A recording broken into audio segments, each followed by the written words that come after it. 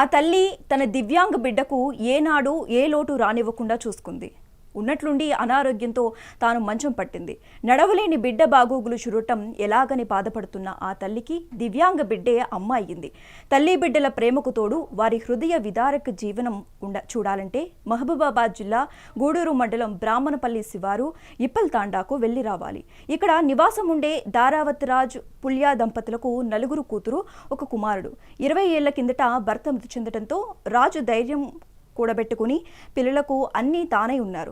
అయితే ముగ్గురు కూతురులు, కొడుకు పెళ్లిళ్లు చేసింది. కొడుకు హైదరాబాద్లో కూలి పని చేసుకుని జీవిస్తున్నాడు.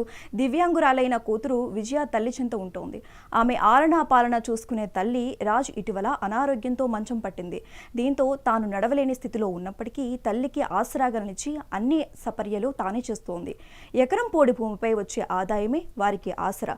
తమకు జీవనోపాధి చూపాలని ప్రభుత్వాన్ని కోరుతున్నారు. నా పేరు విజయ, గురుడు మండలం. చిన్నప్పటి నుంచి ఎవరు లేరు మాకు. నాయన చనిపోయింది, 20 సంవత్సరాలు అవుతుంది. అప్పటి నుంచి అమ్మకు నేనే చూసుకుంటానా. ఇక ఆరోగ్యం మంచిగా లేదు, నేనే చూసుకుంటానా. పరుగుతి నుంచి ఏమైనా సాయం చేయాలి నాకు. నా పేరు విజయ, గురుడు మండలం. చిన్నప్పటి నుంచి ఎవరు లేరు మాకు. నాయన చనిపోయింది, 20 సంవత్సరాలు అవుతుంది. అప్పటి నుంచి అమ్మకు నేనే